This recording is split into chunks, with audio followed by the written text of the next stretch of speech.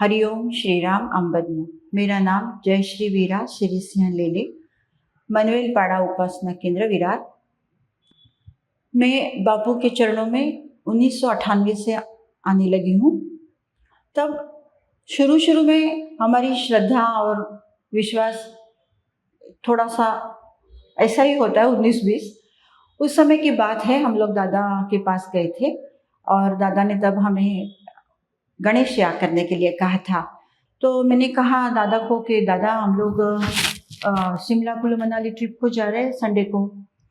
तो दादा बोले कोई बात नहीं, बाहर जो वॉलेंटियर है उनसे कह दो और उनको बोल दो इतने इतने याग करवाने हैं, तो हमारी संस्था से वो हो जाएंगे, उनको बता दीजिए।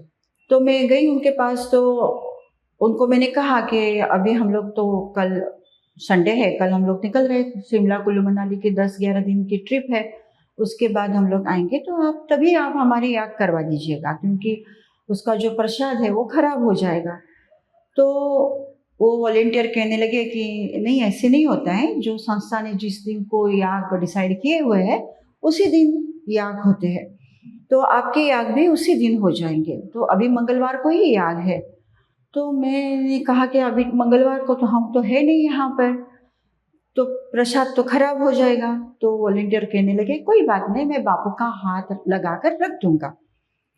तो मैं सोचने लगी भाई साइंस के हिसाब से कि वो जो है वो जो पदार्थ है वो पदार्थ हो तो मैं आऊँगी, फिर उसके बाद गुरुवार को मैं कलेक्ट करूँगी, तो 15 दिन तो होने ही होने हैं, तो प्रसाद तो हम खास बिल्कुल खराब होना ही है। तो ये क्या कह रहे हैं कि बाबू का हाथ लगा के रख देंगे तो ठीक रहेगा, ऐसे थोड़ी ना होता है। तो मेरा दिमाग मेरा चल रहा था अपना, लेकिन बापू का तो बात ही अलग है। इसका ही अनुभव बापू ने हमको दे के उनके चरणों में हमारी श्रद्धा और निष्ठा भक्कम करने के लिए दिया होगा शायद यही अनुभव। तो मैं उनसे फिर से बोलने लगी आप सुनते क्यों नहीं हो, आप प्लीज़ सुनिए मेरी बात, आप बाद में करिए। बोले नहीं नहीं मैं बापू का हाथ लगा के रखूँगा, नहीं नहीं मैं बापू का हाथ लगा के रखूँगा। मैं बोली जाने दो, इनसे बात करके क्या फ़ायदा है, अभी जो होगा जो देखा जाएगा, जैसा भी प्रसाद मिलेगा थोड़ा सा स्वाद में ले लेंगे, प्रसाद समझ के थोड़ा ले खाएंगे। तो ऐसा करके मैं रास्ते से हम लोग निकले। मेरे बच्चे को छोटा था तभी मेरा बेटा, मैंने उसको बिल्कुल बार बार मैं बोल रही थी वो प्रसाद मिलेगा ना तो खाना नहीं है, ज़्यादा खराब हो जाने वाला है, वो बापू का हाथ लगा के थोड़ी ना अच्छा रहने वाला है, वो खराब ही होना है, तो हम लोग थोड़ा सा चखेंगे और बाकी कंगारपन कर देंगे।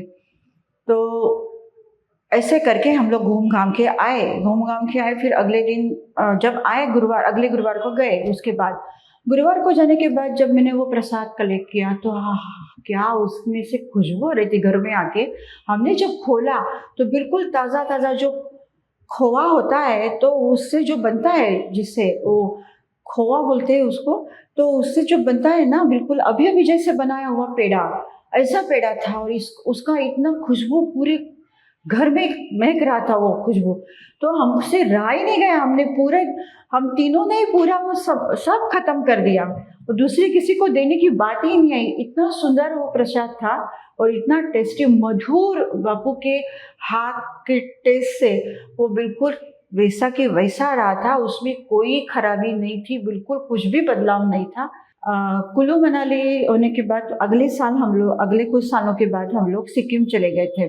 तो मार्च महीने में गए थे, हमको बर्फ़ देखनी थी और मैं और मेरे बेटे को बिल्कुल बर्फ़ ही में ही जाना था। तो बर्फ़ स्नोफॉल वगैरह मार्च में होता रहता है। तो हम लोग जब गए तो मैंने ऐसे नॉर्मल जो सिटीज़ है वहाँ पे मैंने नहीं सोचा रहने को। मैंने इंटरनेट से ढूंढ के बिल्कुल ऐसे दूर दराज के जो गांव होते हैं जहाँ पे बहुत अच्छा सीनरी दिखेगा, यहाँ से अच्छा सीनरी दिखेगा, स्नोफॉल दिखेगा, ऐसे सोच के वो दूर दराज के छोटे गांव जो होते हैं वहाँ पे मैंने सोचा कि हम लोग यहाँ पर जाएंगे। और हमारे टूरिस्ट गाइड को वहाँ पे जो हमको लेके जाने वाले थे उनको बोला, लेकिन होटल्स जो हमने बोले थे उन्होंने वो हमको नहीं दिए। जिस गांव में हमको ले गए, शाम हो गई थी, 13,000 स्क्वायर फीट के ऊपर हमको ले गए थे। रास्ते के दोनों तरफ से बर्फ़ गिरी हुई थी, तो स्नोफॉल हो चुका था। और जब स्नोफॉल होता है तब इतनी ठंड नहीं बचती है, जब स्नोफॉल होने के बाद जब वो पिघलने लगता है तो बहुत ठंड बचती है।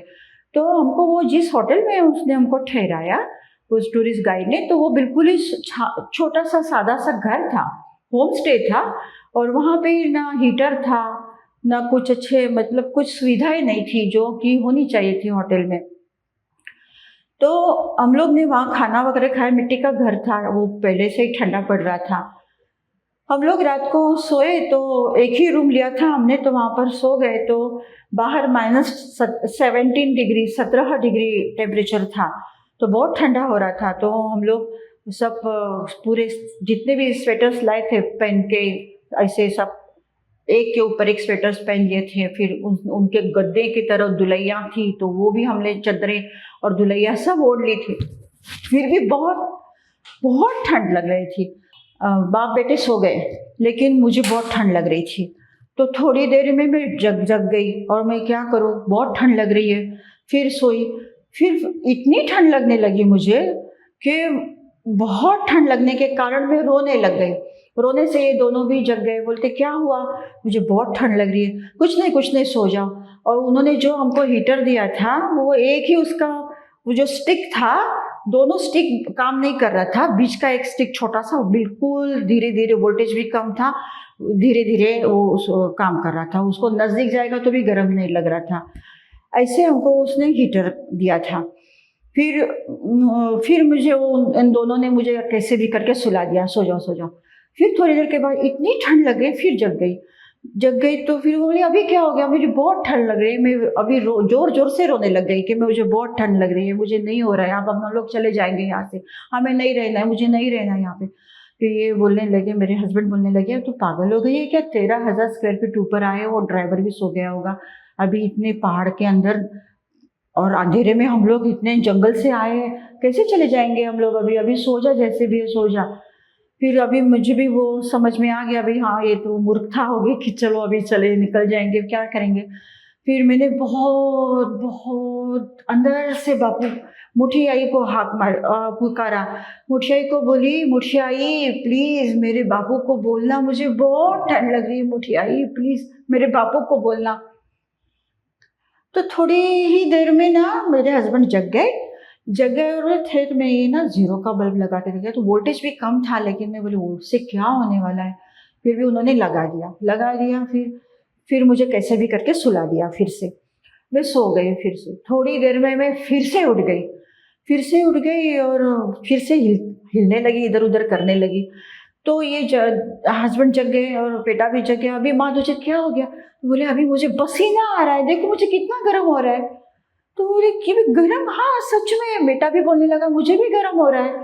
अरे बाप रे, हमारे रूम का टेम्परेचर इतना सुखदाई और इतना उबदार हो गया था, बिल्कुल माए चौक मिल गया था हमको, और इतना उबदार हो गया था कि लग ही नहीं रहा था कुछ ठंडी। हमने पूरे हमारे जो दुलाइयाँ थी इतनी बड़ी बड़ी गद्दे के जैसी, वो निकाल दी, चादरें निकाल दी, स्वेटर सब निकाल दी। और इतने में मेरे हस्बैंड को लगा रुक तो बाहर देखते हैं कितना टेम्परेचर है, नेट पर सर्च करेंगे। नेट पर सर्च किया तो बाहर उतना ही था, -17 डिग्री ही था, लेकिन अंदर हमको 30 से 34 डिग्री तक का वातावरण महसूस हम लोग कर रहे थे। जो बापू का जो प्यार दुलार था हमारे लिए, उससे हमारा जो रूम का टेम्परेचर था एकदम सुखदाई हो गया था। हम शांति से सो गए थे, सुखे नहीं वो सो गए, और सुबह शांति से उठ गए। हरि ओम।